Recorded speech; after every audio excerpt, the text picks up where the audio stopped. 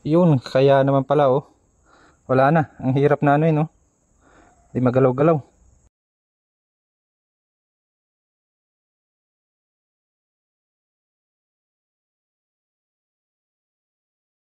Kinalawang pa oh.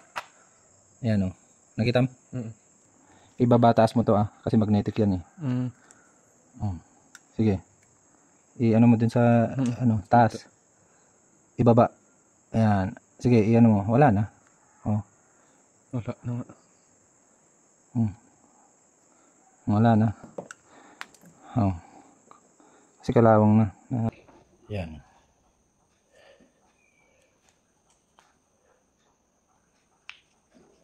Talagang wala. Oh. Talagang ganitong gagawin natin dahil wala naman na tayong magagawa. Sabi, gawa tayo ng paraan.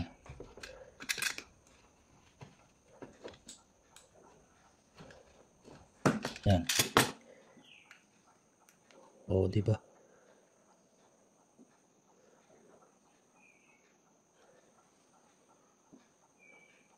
Okay, so testing natin.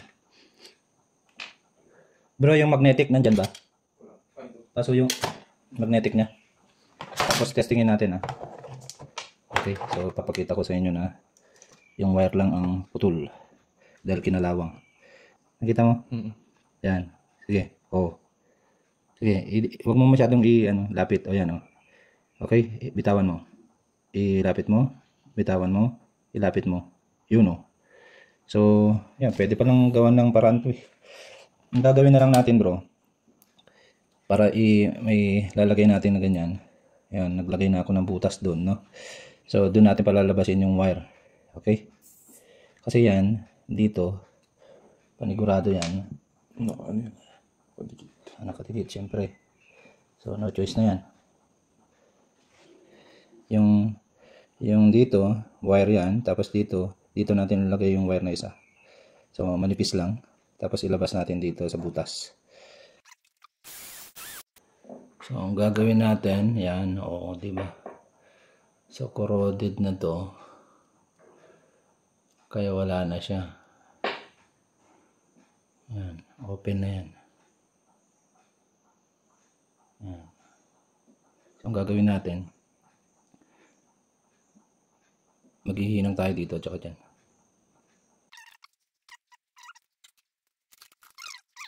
So, makikita nyo yung piyesa, napakaganda pa naman eh. Okay? So, tapos yan, ang kinalawang lang, kaya wala ng connection, na open na. Paano papasok yung tubig? So, yung coolant, no?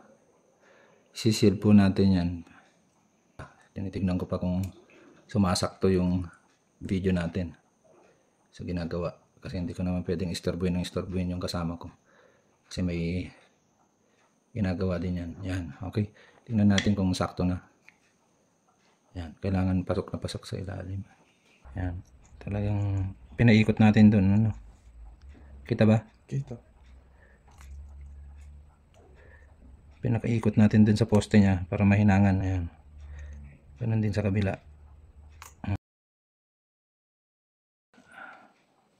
Okay. Sige, taas mo. Baba mo. Taas. Baba. Okay. So, pasado na tayo rito. So, yan. Steel epoxy yan. Ngayon, paghaluin natin. So, mas marami po yung yan, papakita mo. Mas marami yung hardener kaysa yung resin niya. Siguraduhin na naihalo ng gusto.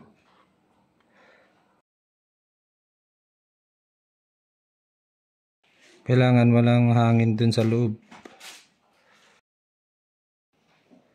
Pati piyesa ginagawa na, no brother? Kaya binutasan din natin doon sa gitna. Sa gitna para yung pag naglagay tayong ganyan, lalabas yung hangin doon. So papasok yung A and B. Kasi kung walang butas doon, walang sisingawan, hindi mo maipapasok yan. Kasi yung hangin, walang lalabasan ng hangin, itutulak niya din palabas. Useless. Pero dahil may butas, ayan, makakahinga siya ng maluwag. Ayan.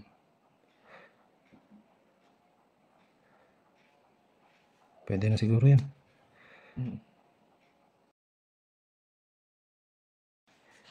Lininis naman natin yan, ano brother?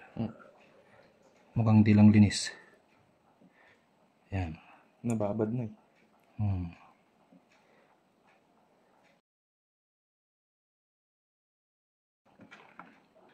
Tingnan natin kung tama yung ginawa natin. Siyempre, tanggalin mo na yan.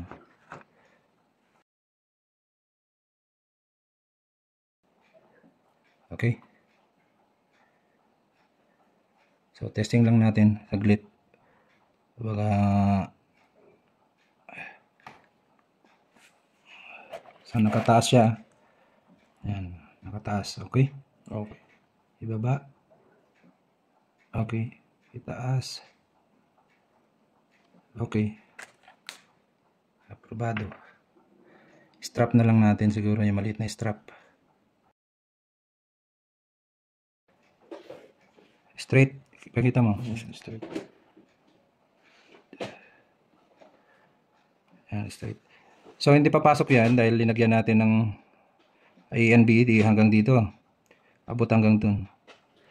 So, yan. Pag tumigas yan, parang bato na yan. Tapos yun dito, kahit na hindi na natin lagyan yun, yung butas dun.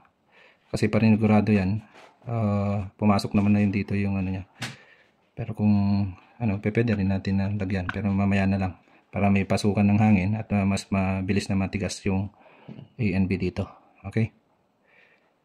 So, yan. Yan. So, pagkalipas ng 12 hours, matigas na yan. Kahit na ano na yan, hanggang dito kasi yung ANB niya hanggang dito sa may ilalim. So, parang bato na yan. Kasi steel epoxy yan. So, ayan. Makikita, nandito yung magnetic niya. So, nasa baba. Tapos, ayan. Ayan, ganyan siya. Okay. So, final test natin. Para makita nyo, ito yung ginamit ko kasing tester dun sa may sasakyan kanina. Kahapon. Ayan o. So, ganyan dapat ang reading. Tutunog. Ayan. Tapos, pag binaba mo, wala siya. Tapos, pag yung itaas mo, ayan. Dun lang siya. Tapos pagbaba mo, wala ulit. Tapos tataas mo, ayan. So, yun dapat 0-0. So, okay na to. So, talagang linibot namin yung auto supply dun sa pinuntahan namin. Wala talaga. So, may nasumabuti na namin ginawa na lang. Para tatagal pa naman to. Mas kung tutusin mo, mas matibay na to kaysa yung bibili ka na replacement. At least yung socket niya parehas, tsaka yung ano niya parehas. So, yan. Okay? So, matibay na naman yan. Testing na lang natin. Salamat.